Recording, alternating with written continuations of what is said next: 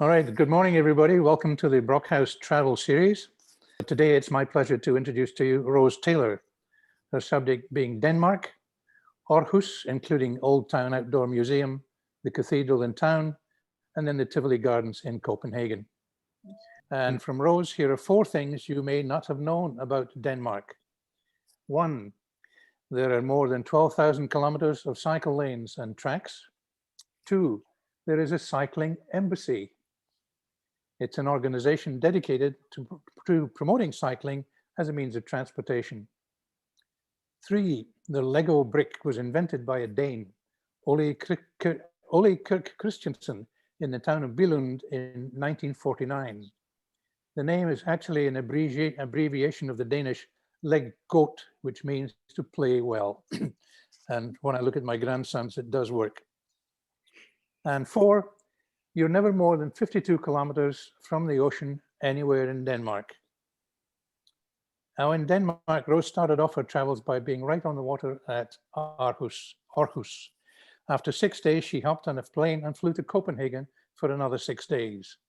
She will tell you a few more things about Denmark that you may not have known or may not have seen. Ladies and gentlemen, Rose Taylor. Thank you very much, Doug. Thank you.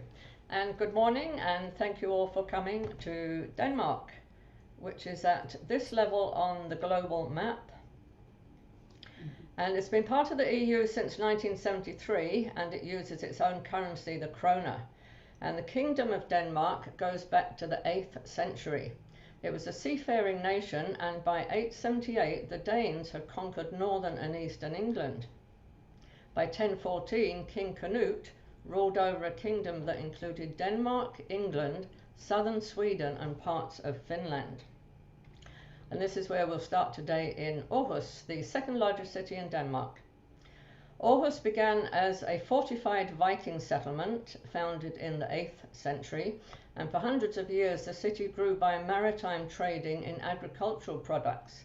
And now Aarhus is the principal industrial port of the country with container handling. So this is the view from the balcony of the first Hotel Atlantic where I was staying. So a magnificent breakfast there, all the raw herring that you could eat. But luckily enough, they did have homemade breads and jams and all sorts of healthy things there. And it's opposite this wonderful library. And I went in and was very impressed. They have 350,000 media, by which they mean books, CDs, music, magazines, and games. And they have recurring events like chess, knitting, a repair cafe, a language cafe for all languages, but English speakers are in demand, and a debate club where they talk about Danish culture, society, and politics. So it's a bit like Brockhouse, but at a library. And in the second biggest city in Denmark, you might be surprised to find the largest automated parking garage in all of Europe. Its 4 underground levels hold 1,000 cars. And it's very safe and well lit, which is extremely important for women. Rose, I've had a Yes. couple of comments that the sound is not terribly loud. Okay, I'll try and speak a bit louder. So you drive your car down into, so this one, you put your car into an elevator, you get out of the car, you pay at the machine, and your car disappears downwards. So the car is automatically put into a secure parking spot. When you're ready to leave, you call up your car and it arrives in 3 minutes, and it costs $2.38 per half hour. And a full day, if you're there, it's $54 per day. The cruise ships that come in are mainly from the Baltic. And the port of Aarhus has 6 terminals, and that includes the container terminal on the top left hand, the cruise ships are in the middle, and the ferries are on the right hand side, and the iceberg complex is at the bottom right, and that one, when it's fully built out, it will have 7,000 inhabitants and 12,000 workspaces, and my hotel is just at the top there. And this one is just the opposite direction. So you'll see the iceberg complex there in the middle, and it has a few more apartments there right now. The ferries underneath that, and then the customs house, we'll see the front of that, and to the left of that is the church, so we'll go inside that church.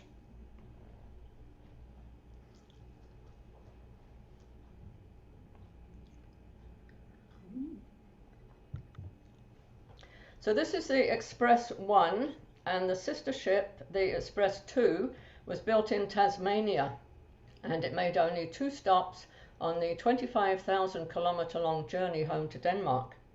And there are 5 ferries altogether. 3 of them are high-speed ferries for over 400 cars and 1,200 passengers. The tickets are from $21 to $140, and they have about 24 sailings per day to various ports, and one of them is a 75-minute trip to avoid a 200-kilometre long drive. So you can relax on the ferry and have a nice espresso or some lunch instead of doing the driving. So this is right next to Dock 1, and they were just starting to build here, and it'll be the largest construction project ever undertaken by the city of Aarhus. There'll be more apartments, there'll be a theatre, cafes, a swimming pool and beach huts, and there's a light rail system, and I think a lot of it is already built. And the purpose of this project is to transform the Aarhus inner harbour from an industrial and ferry port into an urban space with better recreational uses. And the architect is Bjarke Ingels, who also was the architect on Vancouver House on Howe Street near the Granville Street Bridge.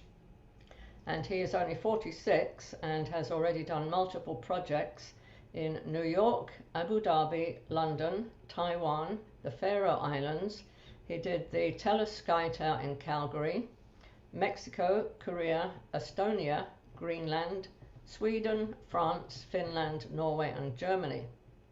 And his company is also working with NASA on Project Olympus to develop 3D printed infrastructure on the moon. So these swimming baths, they're in Copenhagen, and the ones in Aarhus will be very similar to these ones, also by the same architect.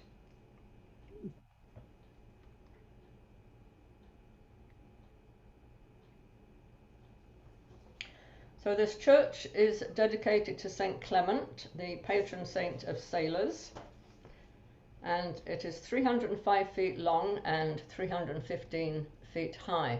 It's the biggest church in Denmark, and it seats 1,200 people, just like the ferry. Until the Reformation, most of the cathedral's walls were decorated with frescoes, but sadly only a few of those remain. Still, Aarhus Cathedral has the largest total area of walls and arches covered by frescoes in all of Denmark. And this represents heaven, purgatory and hell.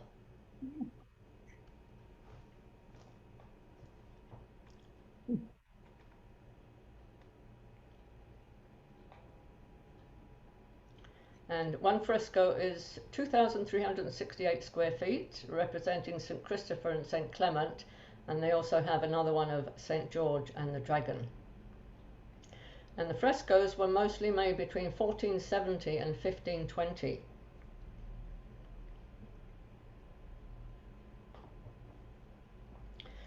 The priests baptized the infants by immersing them 3 times in the water, and the font is now covered by a brass dish, and when they have christenings it's covered by a 300-year-old silver dish.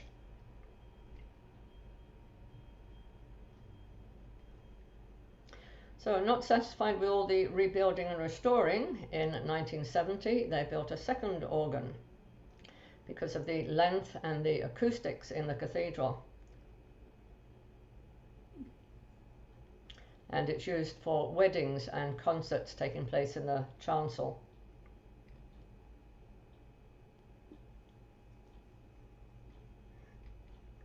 In 1479, the principal altarpiece was inaugurated, and it's the most precious treasure in the cathedral. In the middle is Mary holding the infant Jesus and her mother Saint Anna, and one side is St. John the Baptist, and the other the patron saint of the town and the cathedral, St. Clement.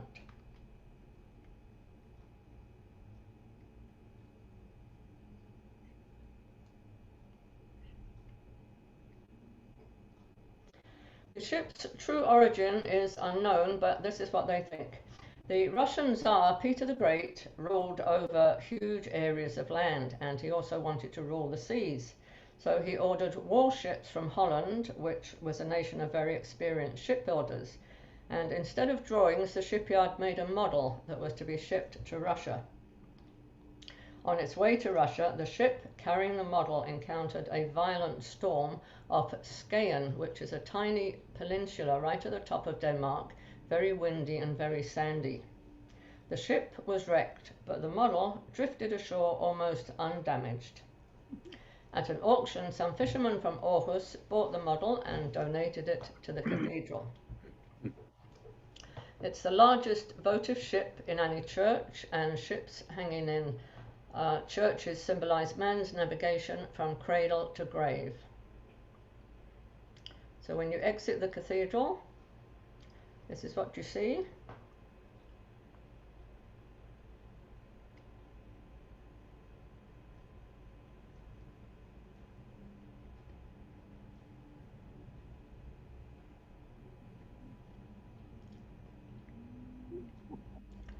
And some of the places around town.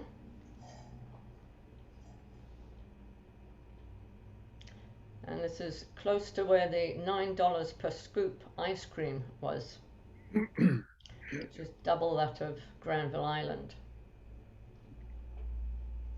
So facing the waterfront near Dock 1 Library, and this is the customs house that we saw earlier on.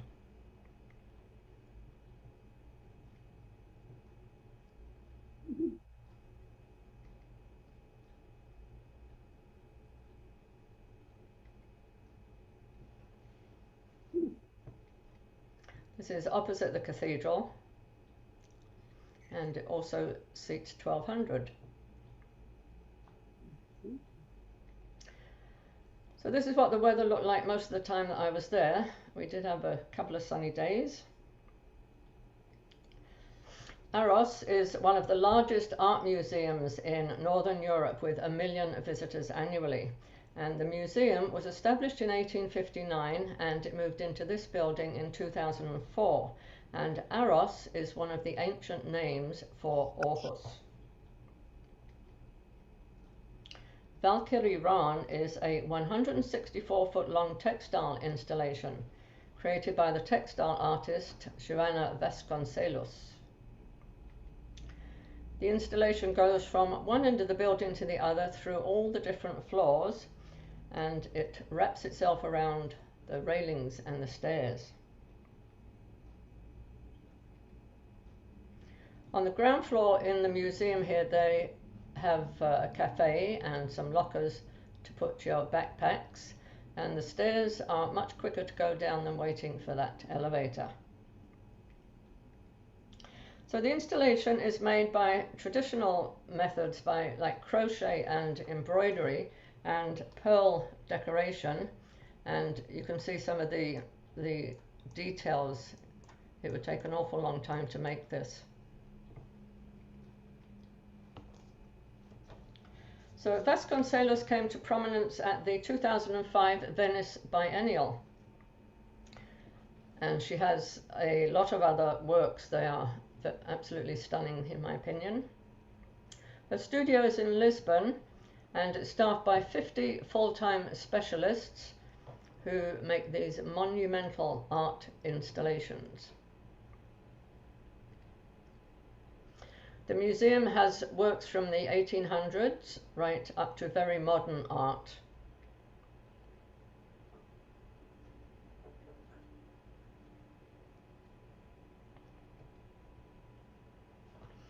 And this artist contacted colleagues from all over the world and asked them to photograph their studios. Then she reproduced their studio items in clay. So everything that you see is ceramic. It's all made out of clay.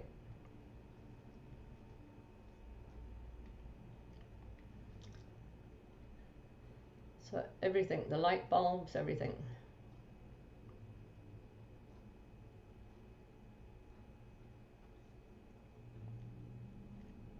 This is on the roof of Aarhus.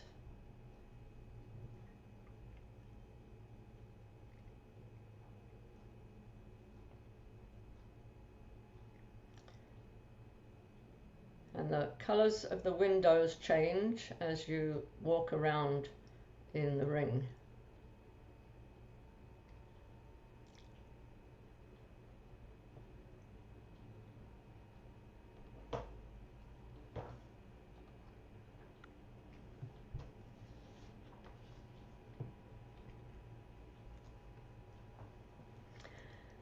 And these artists have a list of all the banks that went bankrupt from 2008 to 2013. So it shows the date of bankruptcy and the date that it was taken over by the other bank.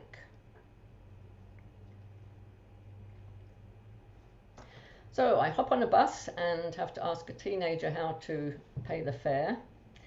And I arrive at this open-air museum about 20 minutes later. So some houses from hundreds of years old have been transported from all over Denmark into this museum and set up here to show how the life and times have changed in Denmark from 1500 to 1974. Hans Christian Andersen grew up in the Danish town of Odense from 1805, and across from his childhood home were some almshouses which were moved to this museum. They were built by the merchant Peter Eilsko, who set up a foundation to provide housing, free housing for widows and spinsters. And as a young boy, Hans often visited the vicar's widow, who taught him about poetry and culture. And real life role players are in some houses, and sometimes models of people to show what type of work went on in the different houses.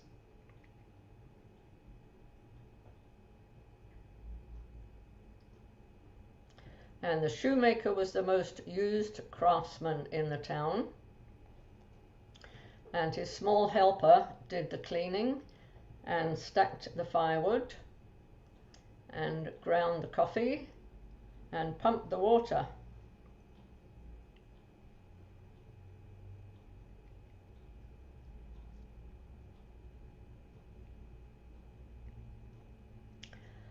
So this is one side of the room, and this is the other side of the same room.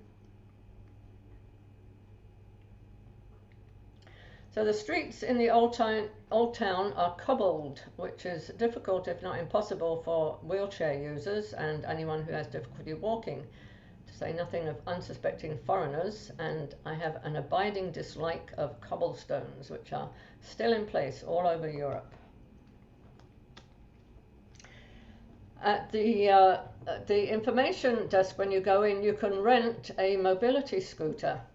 So it's possible to rent a mobility scooter, actually to borrow, not even to rent. And they will also let you borrow a hand cart to transport large bags or small children around the site. And there's also a man who plays the barrel organ, as in the 1800s, but I didn't see him. And they say that they have all these people dressed in period costume, but I find that half the time these people must be on their lunch break, because I didn't see enough of them there.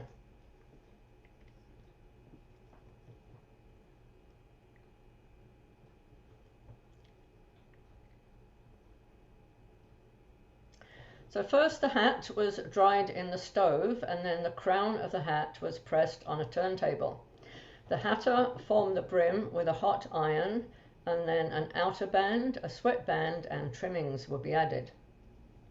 And mad as a hatter refers to mercury poisoning, and in the 18th and 19th centuries, workers used a toxic substance, mercury nitrate, as part of the process of turning the fur of small animals such as rabbits into felt for hats. Prolonged exposure caused tremors, speech problems, emotional instability, and hallucinations.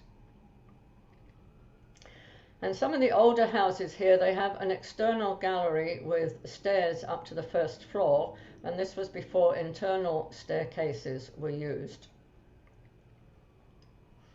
In Hans Christian Andersen's day, a market town of this size would house about 700 people, 150 head of cattle, 50 horses, 100 pigs, and sheep, geese, chickens, pigeons, and bees.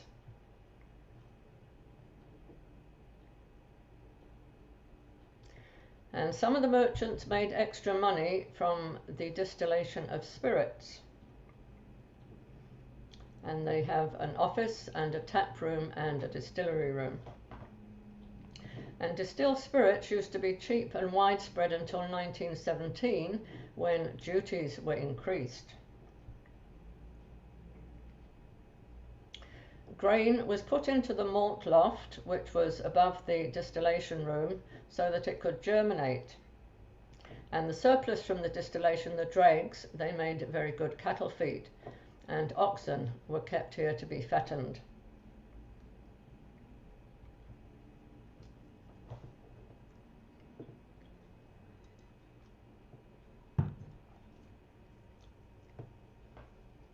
The apothecary would grow most of the raw materials for his preparations in his own backyard, and the garden has almost 100 different herbs.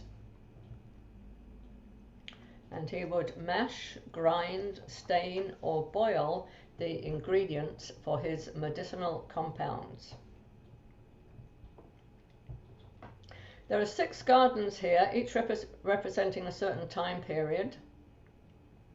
And they have vegetable gardens, which would be typical for a Danish market town, an ornamental garden, and a Renaissance garden.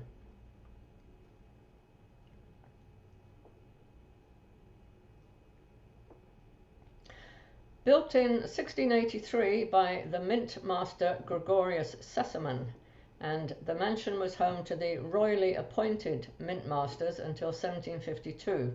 And this is the largest project that the museum has ever undertaken. The original mansion was built in Copenhagen, and it fell into disrepair and was dismantled in 1944. And the museum acquired the materials in 1995 and rebuilt it here. It's been reconstructed and restored using original techniques and colours, and it shows upper class living. And this is a Norwegian iron stove, and the furniture is put against the walls when it's not being used. And this will be the room for the formal events. The furniture is Rococo, and the interior decorating is from the 1700s. The living room was the everyday living space where the family had their meals and where the children slept. And this avian ceiling, it's been recreated using pieces of paint flakes that they found and some photographs that they have of the original building. And that room has had the most extensive reconstruction in the building. And rooms like this with blue for the representing the sky, and the birds and the cherubs, they were all the rage back then. This room is decorated with pyramid-like paintings as in the original house, and the chandelier is Venetian. And the pillars that you see on the wall are actually painted on, and the floor is also painted to look like marble tiles.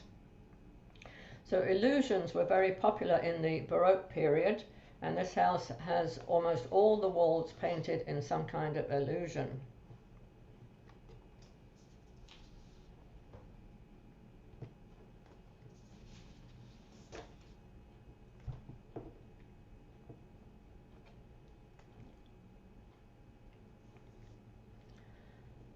On the left are built-in benches behind those long tables, and the walls are wooden panels. And this heavy furniture for storage, it's placed along the walls. And would you rather put an IKEA piece of furniture together or move one of these pieces from one wall to the other? In the 1800s, food was cooked over an open fire and water was fetched from the pump in the yard or from the pump in the town square. And there were less than 1 million people in Denmark then. The scullery maid slept in the kitchen, and her bed was stored in a cupboard during the day.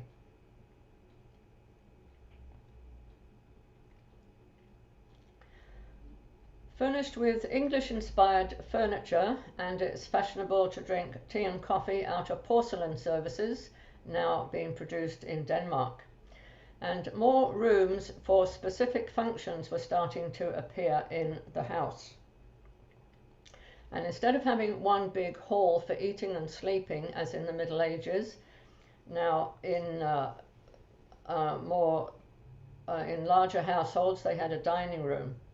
And curtains have become common for privacy. And here you see the benchwood cane chairs, and on the left is a sideboard for all of the porcelain, the glasses and the cutlery. And may I suggest Bill Bryson's book, At Home, A Short History of Private Life, and he goes through the evolution of a house. In this house, by the stove, there was a live person playing the part of a merchant's maid, and I started chatting to her, and in her role as a maid, she offered me a cup of soup using herbs grown in the garden, just how it would have been in 1864. And it was delicious and very nice to have a sit down by the warmth of the stove, because even though it was late July, it was late June, it was cold and windy and rainy for most of the time that I was in Denmark. For the 6 days I was in Copenhagen, it rained for part of the day every single day, and one day it rained for the whole day. So that day I got into a random bus that was stuck in traffic just so that I could get out of the cold and the rain and have a nice sit down in the warmth of the bus. So it was actually going in my direction, but I planned on walking home. And the bus fare in Copenhagen is $5. The bus fare in Aarhus is $2. And to get a cup of black coffee, it's $6, 28 kroner.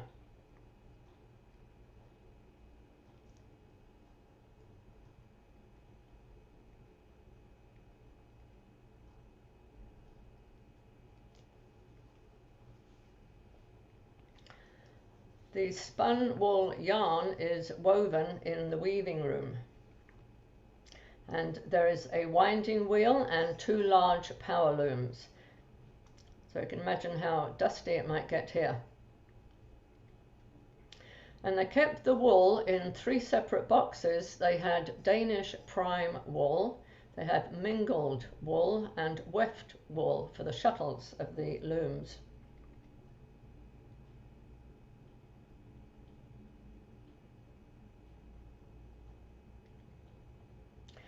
If this was a large British mill in the Victorian era, you would have 10-year-old boys and girls working here, going under the machines to fix the thread and sweeping the floors.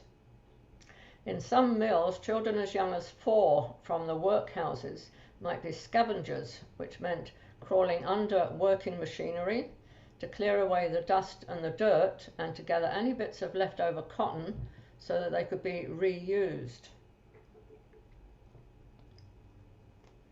At the measuring table behind the looms, the cloth will be inspected for imperfections and measured.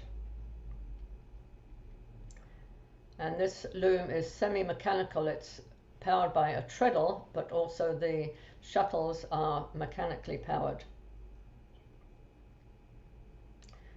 And these are very, very steep stairs here.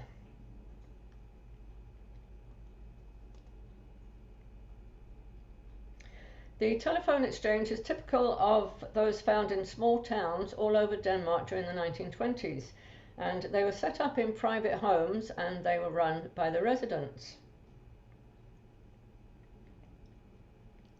So it's probably time to crochet a lovely afghan.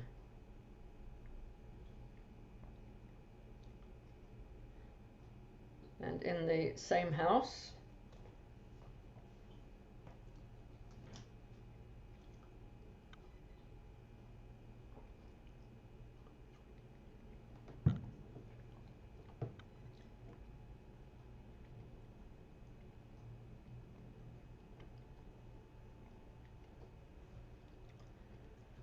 so these would be some of the older houses brought in.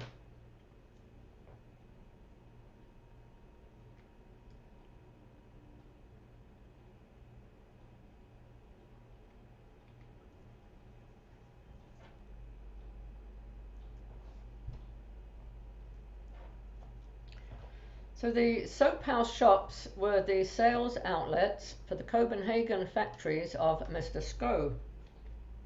And in 1927, there were 846 outlets in Denmark selling all sorts of personal and household cleaning products. Eau de Cologne, you'll see there the 4711. Eau de Cologne was named after the place where it was made, in Glockengasse number 4711, Cologne. And it was brought to the market in 1792, and it was used by both men and women.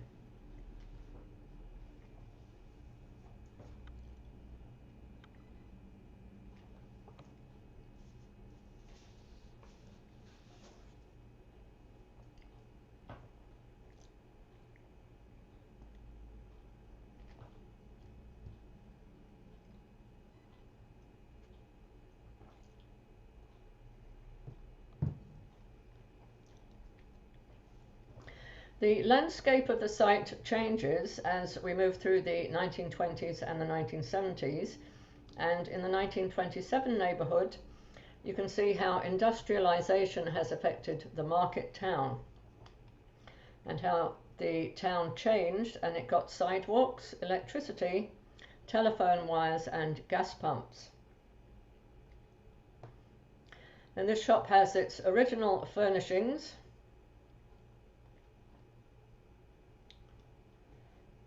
So the shop and the house, they belong to an independent businesswoman called Miss Wallstrom, and she made these lovely hats. The shop and the home and the garden are very well preserved, and they give you a good idea of how a modern house would have looked in 1900.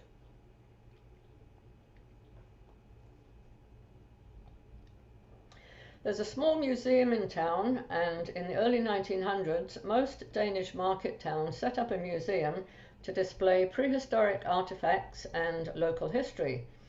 And this was supposed to get people interested in their common past and in Denmark's nationhood. And there are many other houses here. There are 75 houses in total here. Some of the main ones are the carpenter, the candle maker, the goldsmith, the coppersmith, the tailor, the tobacconist, and a mill. And each of the houses has a sign outside telling you a great deal of detail about each house. So moving further along in the site, you reach the newest area of the museum, and it's a whole neighbourhood representing different types of houses and shops from the 1970s. Denmark was an affluent society after years of steady economic growth, and the Danish welfare state was expanded. And there were radical personal changes where many Danes wanted to be liberated from normal everyday life. And people started to live together in communes, and women became more independent and lived on their own, and women also got more specialized medical services for them. There is a 1970s radio and TV shop where you can hear 70s music.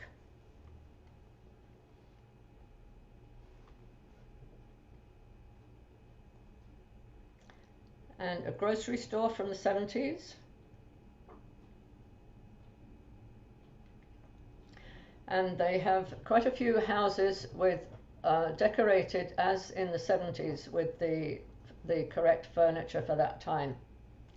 So they encourage you to look around and see what life was like back in the 70s, in case you weren't already there in the 70s.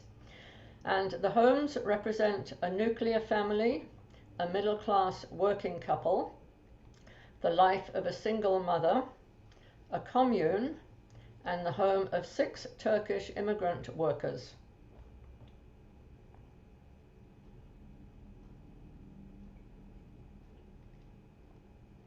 And each apartment is recreated from the real people's stories and their photos. And these houses don't look dissimilar to some still in Aarhus. So that's just a small part of the open-air museum that I have shown you, and there is a guided tour for $165. Entry is free for under 18s. An adult entry fee is only $16 for a huge amount of history. And it's an excellent place to visit, and very well done and very well maintained. And there's a small botanical garden next door, which I discovered when I came out, that is free to wander through. And it's part of the Natural History Museum of Copenhagen, belonging to the university.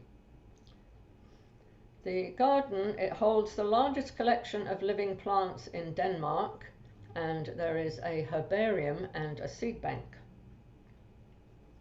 And in certain areas you can picnic, but no barbecues allowed and no pets allowed.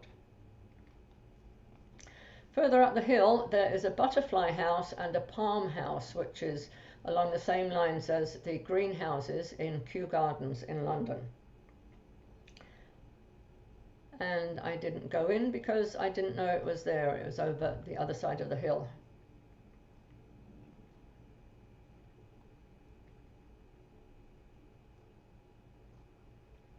And the Palm House was actually modelled on Crystal Palace in London, and you can also read about Crystal Palace in Bill Bryson's book At Home. And he will tell you how glass became cheaper in 1851, and they were able to build the Crystal Palace in 9 months from planning to completion, just in time to house Prince Albert's The Great Exhibition of the Works of Industry of All Nations.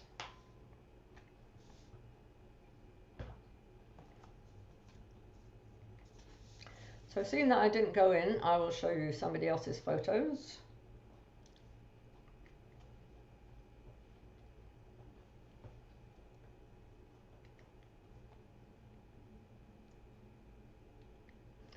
They have rare tropical plants there living in different climates. And they also have carnivorous plants.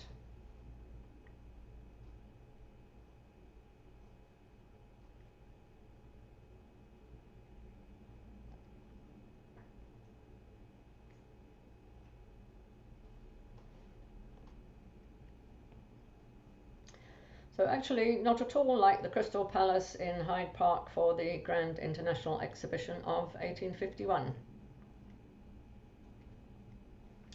So I spent 6 days in Aarhus and then got on a plane for 40 minutes and flew to Copenhagen for another 6 days, and you will find these little peoples in Tivoli Gardens.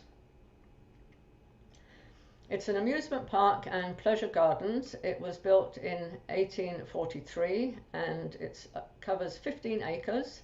It's right next to the main train station in downtown Copenhagen. Tivoli's founder obtained a charter to create the gardens by telling King Christian VIII that when the people are amusing themselves, they do not think of politics. Its original buildings were in the style of an exotic imaginary Orient. The park was originally called Tivoli and Vauxhall, so I recognize the Vauxhall name, so I'm going to leave Denmark for a few minutes to tell you about where the names came from.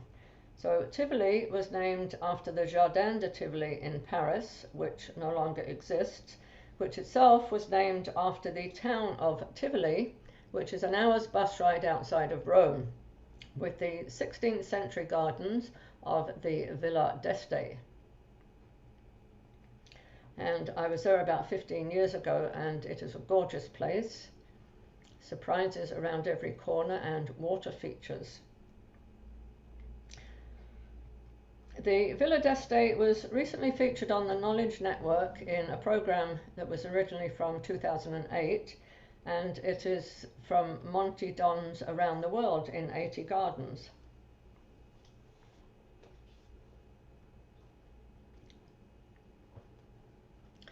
And Vauxhall, which were the famous Vauxhall Pleasure Gardens in London.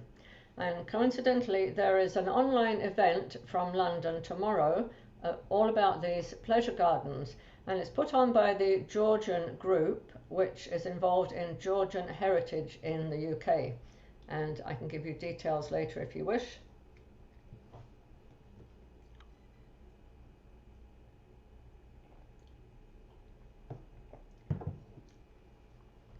The delight of all persons of reputation and taste. And Vauxhall Pleasure Gardens were in existence from 1661 until 1859, and Handel played there from 1730 to 1740. And Mozart was on his European tour, and he played there on a harpsichord, his own composition, when he was 8 years old. And these concerts here, they were considered like the rock concerts of today. They had masquerades, concerts, lots of them, fireworks, balloon rides, acrobats, circuses, equestrians, a Tyrolean vocalist, and a rope ascensionist. And the Museum of London has a display on the pleasure gardens and lots of information on it.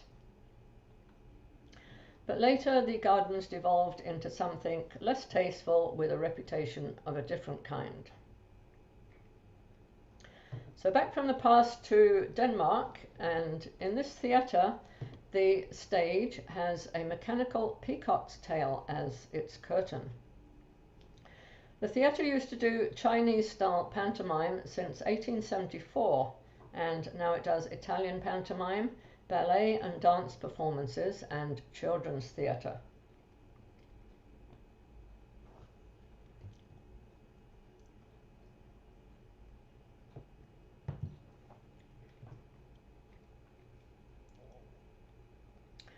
So this is a boutique hotel with 38 rooms. And the resident peacock.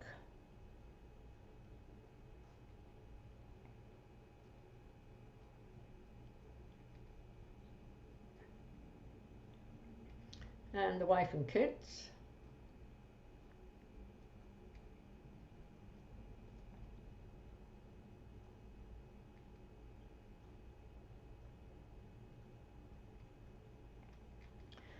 And the pipe and drums Tivoli Boys Guard, and these are 9 to 16-year-olds, and they showed up just as I was entering the gardens. So not to be confused with the Royal Guards.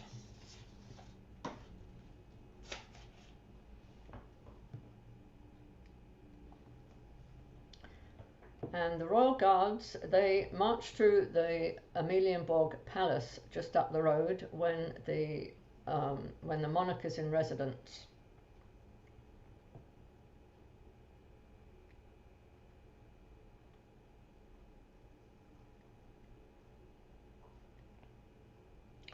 So this is a pirate ship, which is also a family restaurant.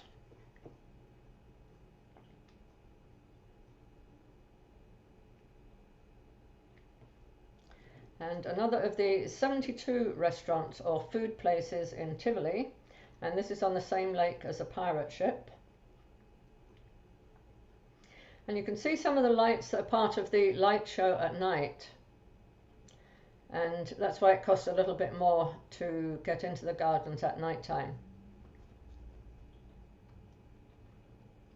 And the lake side of the restaurant.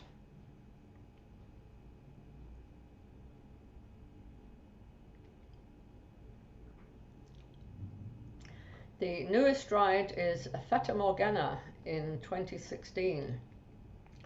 And it has two separate seating arrangements, and the milder version is the red and gold ones, and the thrilling version, in which the riders are slung around at high speed facing away from the center, is the blue version.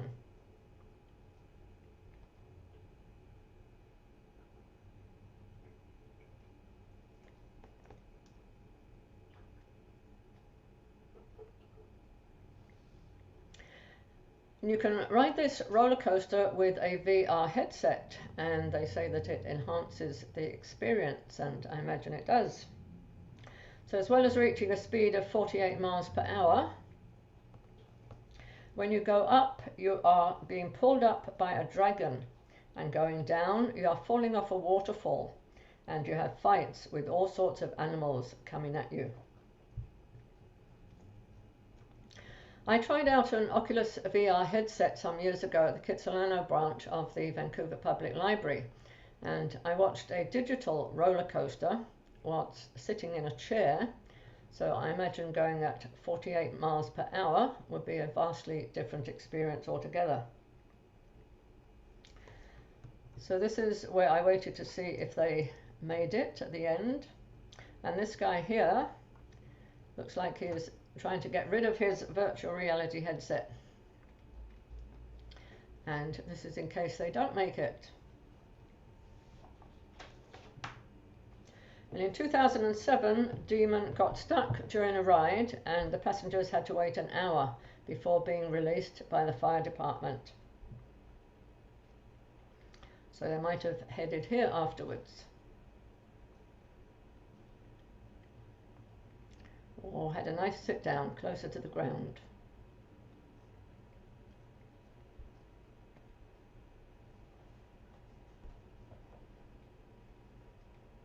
They have about 35 rides altogether.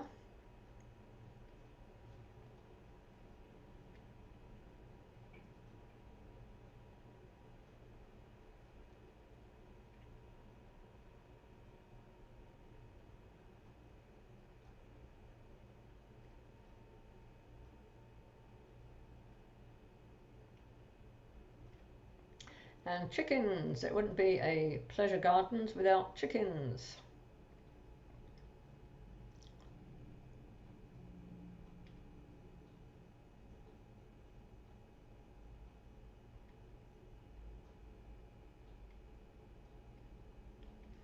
And this is where you sit to watch the chickens. So this ride you have to be 5 feet tall to go on. And the two arms go around, and the plane also spins, and you experience 5G. Your body feels like it weighs 5 times its weight. So who hasn't experienced that some days? And there are health restrictions for this ride, like heart attack risk.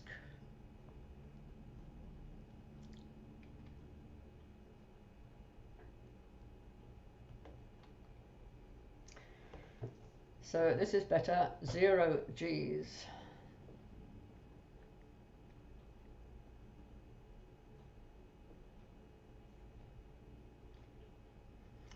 And that's one of the stages for Tivoli Gardens. They have 6 stages in all for rock bands, jazz, classical, ballet, theatre, dance, comedy shows, fireworks, the lights at night time, of course, and musicals.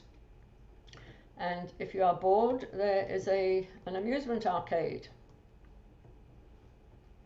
They also have an underground aquarium as well, so you could spend the whole day here for sure.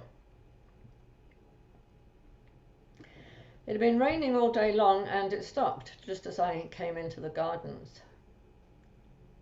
So it must be some kind of Tivoli magic.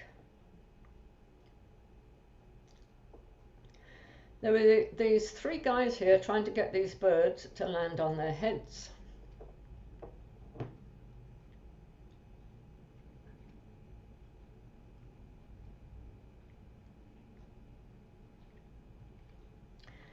So we've been on the roundabouts, now we go on the swings. So on the left is the concert hall and the Tivoli Symphony Orchestra play here.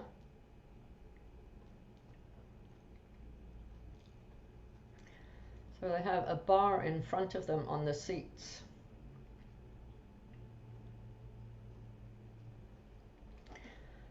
So I saw these people at the bottom pointing, so I thought I'd see what they're pointing at.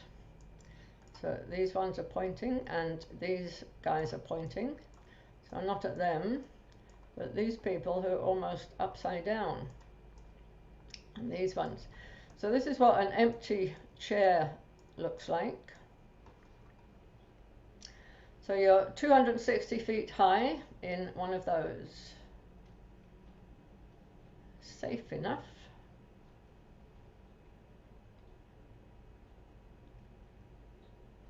And this is the man who made it all possible. So Tivoli had pretty much the same attractions back then. They had the gardens, they had lights at night, they had the rides and a theatre and even a scenic railway. Just some of the buildings were different, like this concert hall. So this beautiful building was destroyed in 1944 by sabotage carried out as revenge for resistance activity in the last part of the occupation of Denmark. And just down the road from Tivoli is the Design Museum. And this showcases Danish designers, but it has an extensive collection from all over the world going back to the Middle Ages.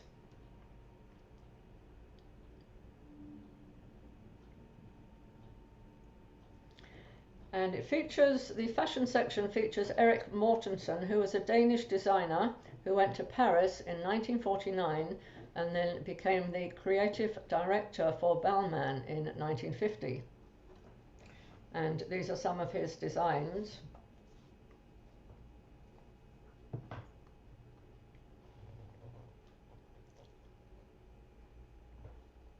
And there was a film running which showed all of these actual clothes being modelled on the runway.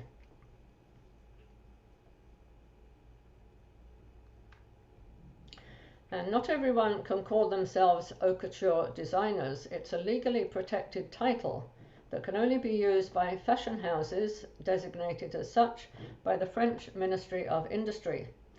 And there are only 15 haute couture fashion houses and many requirements have to be met.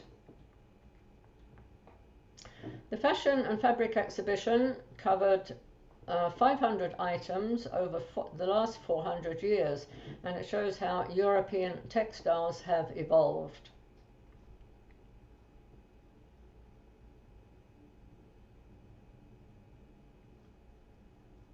The museum has been collecting ceramics since 1890, and it now owns 3,000 items dating from the 1700s. The Danish Environmental Act was introduced in 1974, so here we have some environmentally designed products. And the little supermarket, my favorite German supermarket, there are 12,000 stores in Europe and a few in the US. Now this chair, if any of you watch British TV and watch Russell Howard, he uses similar chairs to this to interview his guests. And they have this big wall here with more than 100 chairs displayed. And their website says, experience 100 Danish and a handful of international chairs shown as individual works of art.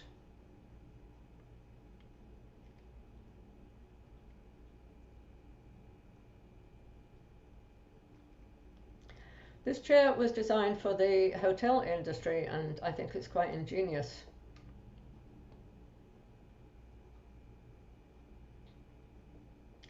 Denmark has a population of 5.8 million, and that's not much more than the whole of BC, and it's established itself with Danish design in furniture and household objects and architecture.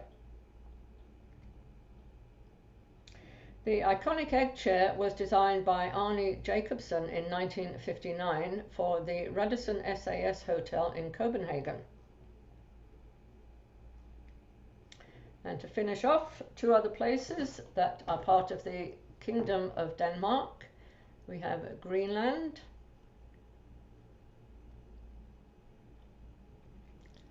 and the Faroe Islands.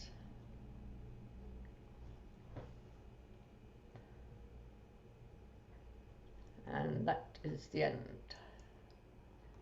Thank you. Excellent, Rose. Thank you very much indeed.